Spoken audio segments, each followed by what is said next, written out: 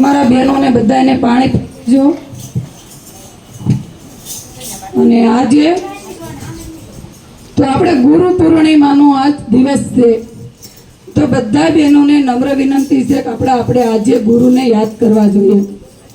તો આજે કળયુગની અંદર આપણે રામદેવ પીર છે, ઘણા પણ ગુરુ એને માનતા હોય કે હનુમાનજી મહારાજ છે તો ગુરુ એને માનતા હોય, કોઈ કૃષ્ણ ભગવાન છે તો કે ઈ આખા વિશ્વનો ગુરુ છે, તો કે એને માનતા હોય। કોઈ પણ તમે સંતોની કંઠી ફેરી હોય તો તમે એને પણ ગુરુ માનતા। તો આજે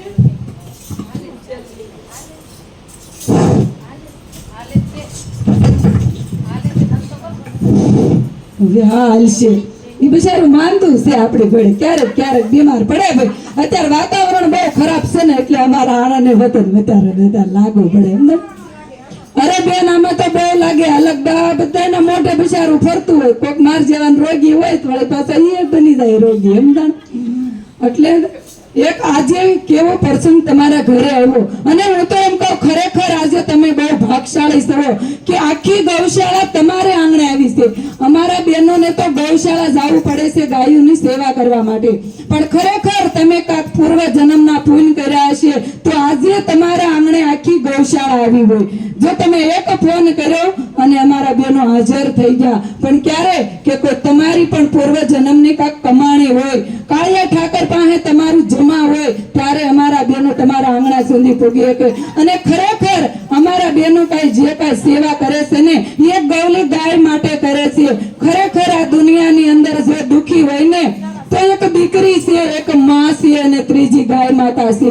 એટલે તો આપણે એમ કેવી છે આ ત્રણ શક્તિ છે ને એ જ દુખી છે, બાકી ક્યાંય કોઈ દુખી છે નહીં। પણ ખરેખર એક દીકરીને ગાય દોરે ત્યાં જાય, જેટલું ગાયને દુઃખ પડે ને એટલું જ દીકરીને દુઃખ પડતું હોય। દીકરીને 1 કિલો મૂકીને બીજા કિલે જવું પડતું હોય, એમ ગાયને 1 કિલેથી બીજા કિલે જવું પડતું હોય। જેટલી દીકરી આ પૃથ્વીની અંદર દુઃખ ભોગવે છે ને એટલી જ માં આપણી ગૌ માતાએ પણ દુઃખ ભોગવે છે। એટલે તો કીધું છે કે આ કળયુગની અંદર તો કે દીકરી જ માને વારી ચડી શકે, દીકરો હોય પણ દીકરાને માને બળતરા ન હોય ને એટલી દીકરીને હોય। તો અમારા બહેનોએ આ ભગવો પહેરે છે ને એક ગૌલી ગાય માટે ભગવો પહેરે છે, અને એક ગાય માતાને વસન આપ્યું છે આ બહેનોએ કે હે ગાય માતા તને અમે ગૌશાળાની અંદર એક ખીલે બાંધી દેશું અને તારી માટે અમે ઘરના ઉમરા અમે ભટકશું એમ। એમાંથી જે કઈ ધન રાશિ આવશે ને એ કાળિયા ઠાકરને એને કીધું છે કે અમે તારી ગાયનું ભરણ પોષણ કરશું એમ, કે માને ક્યારે અમે રખડવા નહીં દેવી। અને કળિયુગની અંદર માં જો સુખી હશે ને તો જ તમે સુખી હશો, નકર ક્યારેય સુખી નહીં હોય। અને ગાય છે ને એ ખરેખર આપણી માં છે। ગાયની અંદર મુખ છે ને એની અંદર આખી ભાગવત છે, અને ગાયના ગળાની અંદર તો કે 18 અધ્યાય છે, અને ગાયનો જે ભાલ છે ને ના શિવજીનું સ્થાન છે, અને એના મસ્તક ઉપર તો કે એક વૈકુંઠ ધામ છે। ગાયની અંદર 33 કોટી દેવતા બિરાજમાન છે, કે એની ગોબરની અંદર એ માં લક્ષ્મીએ વાસ લઈ લીધો। એ કેટલી પવિત્ર આપણી માં હશે, તે એક લક્ષ્મી ભગવાને પણ ગોબરની અંદર જો એને જગ્યા કરી છે, તો એ માને નસની અંદર પરમાત્માની ઝાંખી છે। પણ ખરેખર આપણે પૂંજવા લાયક છે।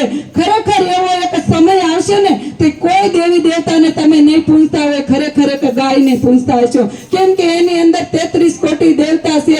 તમે બધાને ભોગ ધરો છો એ તો આપણી મનમાંની મનોકામના છે, પણ ખરેખર એક પથ્થરની મૂર્તિ છે, એને તમે કાજુ ધરો બદામ ધરો પણ એ પથ્થરની મૂર્તિ ક્યારેય જમશે નહીં। પણ એનો એ કાળિયો ઠાકર એક ગાય માતાની અંદર બિરાજમાન છે, તો ત્યાં કોઈ લીલું ઘાસ નાખતું નથી, કોઈ બે રોટલી કરી નાખતું નથી। પણ એમ ખરેખર કાળિયા ઠાકર રાજી ન થાય। તમારે કાળિયા ઠાકરને મળવું હોય અને એને રાજી કરવી હોય ને તો પેલા આપણી ગા માતાને રાજી કરવી પડે, અને ગાય માતા રાજી થાય એટલે કાળિયા ઠાકરને ક્યાંય તમારે ગોતવા નહીં પડે, એ સામે આલીને તમને મળવા આવશે। એટલે તો કીધું છે ને કે આપણે કોઈ પોલીસને મળવું હોય ને તો પેલા દ્વારપાળ બેઠું હોય ને એને હારે આપણે મેળ કરવો પડે, પછી એને હારે લાગવા કોઈ ને એટલે આપણે સીધા અંદર જવા દે। એમ ગાય માતા અરે તમારે લાગવા કરશે ને એટલે કાળિયા ઠાકર પાસે તમે આમનામ પહોંચી જાઓ, તમારે કોઈને નહીં પહોંચવું પડે। એટલે ગાય માતાનો ભેટો કરી લેજો, અને તમે આજે જે કઈ ધન રાશિ આપશો ને એ અમારે બગદાણા પાસે લોંગિયા ગૌશાળા છે, ત્યાં 200 વીઘા બાપુને દાનમાં જગ્યા આપી છે। તો અમે પણ એવો સંકલ્પ કર્યો છે કે ના 200 વીઘા દાનમાં જે જગ્યા આપી છે ને એ કોઈ બીજો ન હોય, એ મારો નકર એક વીઘા આટુથી ભાઈ ભાઈના પણ આ તો ભગવાનની ઝાંખી થઈ કે એક માં આટું 200 વીઘા દાનમાં જગ્યા આપી દીધી છે અને અમને બહેનોને એવો સંકલ્પ થયો કે ન્યા આજે આપણે ભૂમિ છે તો ન્યા આપણે ભૂમિ દાન કરવું છે કેમ કે એની અંદર એક બીમાર ગાયોનો ઓડ બનાવવો છે અમે બધા બહેનોએ સંકલ્પ કર્યો કે એક વર્ષ દિવસનું જે કાંઈ ધન રાશિ આવશે ને એ આપણે એના બીમાર ગાયોનો ઓડ બનાવશું અને દેશમાં જેટલી બીમાર ગાયો છે ને આપણી માવડીને હેરાન થાય છે અને જેટલા કૂતરા ને નીંદડા ખાય છે ને એ ખાતા બંધ થઈ જાય ને ઈવડી ગૌશાળાની અંદર એની સેવા થાય એનું પેટનું ભરણ પોષણ થાય અને સૌ ભક્તો એની સેવા કરીને એના આશીર્વાદ લે એટલે અમારા બહેનોનો આ સંકલ્પ છે શેરીએ શેરી અમે ભગવાનને હું તો એટલી જ પ્રાર્થના કરું કે ભગવાન મારા માટે માંગવું પડે ને તો મને મોત આપી દેજે પણ એક ગાય માટે માંગતા મને લાજ ન આવે કદાચ મને કોઈ ઠોકર મારે ને તો હું ઠોકર પણ સહન કરી લે પણ મને એક વિશ્વાસ છે કે મારી માં માટે હું માંગીશ ને એટલે ભગવાન મારા માટે મને ક્યારેય માંગવા નહીં દે પણ એક માં માટે માંગજો એટલે ભગવાન તમને ક્યાંય લાંબો હાથ નહીં કરવા દે અને તમને ખરેખર જો ભગવાને આવું જીવન આપ્યું હોય ને તો તમે ફૂલ નહીં તો ફૂલની પાંખડી પણ ગાયના પેટનું ભરણ પોષણ થાય ને આજે તો અમારે એના આશરા માટે દાન કરવાનું છે અને આશરાનું દાન મોટામાં મોટું દાન છે કે ગાયને એક રેવા આશરો મળશે પછી તમે એને નીણ નાખી શકશો ને ડાયરેક્ટ નીણ નાખશો તો એ ક્યાં ઊભી રહીને ખાહે પણ ખરેખર દેશમાં જો આ જગ્યા છે અને તમારે લોકોને ત્યાં આવવું હોય ને તો પણ તમે મળજો અને 51 રૂપિયા જો તમે 51,000 રૂપિયા દાન દેવો ને તો એના તકદીરમાં પણ તમારું નામ આવશે અને તમે ન આપી શકો તો અમે એક ઈંટના 500 રૂપિયા મૂક્યા છે કે એક ઈંટ ભેગી કરીને આપણે આખી દિવાલ ઊભી કરી શકીએ એક આખી દિવાલ તમારાથી ન થાય પણ બધા બહેનો એક ઈંટનું દાન કરે ને એટલે આખું ગૌધામ બની જાય અને એ ટીપે ટીપે સરોવર ભરાય ને પછી એમાં આપણે મારીને તમારી માં જ રહેવાની છે નથી તમે જવાના કે નથી અમે એમાં રહેવાના પણ આપણી એક મૂંગી માવલડી છે કે એની વેદના ઈ કોઈને કરી નથી શકતી પણ ખરેખર એની વેદના તો અમે વાસેલી છે અમે એની પાસે આવીને તો અમને સાટવા મળે વાલ કરવા મળે ક્યારેક તો એના દુઃખના આંહોડા અમારી પાસે પાડતી હોય કે અમે દુઃખી સવી હવે તમે અમારી વારે આવો એને ખબર પડે કે અમારા ગૌ ભક્તો છે અને આ મારી રક્ષા કરવા અને મારી સંભાળે લેવા અહીંયા આવ્યા અને ખરેખર આ બેનું કડતલ વગાડે એવું નથી પણ આ બેનું ગૌશાળાની અંદર બપોરે 1 કલાક કાયમ 1 વાગે જાય ને 4 વાગે પાછા આવે અમારી ધૂન ન હોય ને તો બેનું ગૌશાળા વયા જાય અને ન્યાય ગૌલે ગાયની સેવા કરતા હોય કોઈ બીમાર ગાયની સારવાર કરતા હોય અને એ બેનો કેટલું અત્યારે 42 ડિગ્રી તાપમાન હોય તોય જાય અત્યારે સાલો વરસાદ હોય તોય જાય અને ગમે કે કડકડતી ઠંડી હોય પણ અમારા બેનો ક્યારે રજા નથી પાડતા અને ખરેખર જો જીવનની અંદર આવું જ કરજો તારા મારા અને ઈ બધાથી દૂર રહેજો તમારે આવડો મોટો આખો બંગલો છે પણ આમે કઈ તમે કસરું નાખતા કોઈને જોયા કસરા પોતા કરતા જોયા છે કસરું નાખતા કોઈને જોયા નથી તો આ કસરું આવે છે ક્યાંથી કોઈ નાખતું તો નથી પણ આવે ક્યાંથી રોજ તમે કસરા પોતા કરો એમાં આ ભગવાને આપણને આ બંગલો આપ્યો છે આમાં જો તમે ભજન રૂપી કસરા પોતા નહીં કરો ને તો આમાં કસરો ઘરી જાય ને પછી તમે બારા નહીં નીકળે એટલે કસરા ભજન માં કે બહારનો કચરો આપણી અંદર ન આવે ને એટલે રોજ ભજન કરવું કોઈ સેવામાં જવું ભલે ન થાય તો થોડું કરવું કાંઈ ન થાય તો કોઈને નડતરરૂપ ન થવું પણ તમારું જીવન તમારે શણગારવું પડશે તમારી અંદર તમારે કચરા પોતા જાતે જ કરવા પડશે કોઈ બેન તારા મારી વાત કરે ને તો ના તમે કાન ન ધરતા ઈ મને કાંઈ ન ખબર પડે બેન ઈ ચોપડા તારી પાસે રાખ કોઈક ભજનની વાત કરતું હોય ને બેહી જાજો કોઈ સેવા કરતું હોય તો એને હારે નીકળી જાજો કોઈ સંતોને મળવા જતું હોય તો એને હારે નીકળી જાજો કેમ કે કળયુગ છે ને જો આપણી પાસે તક હવે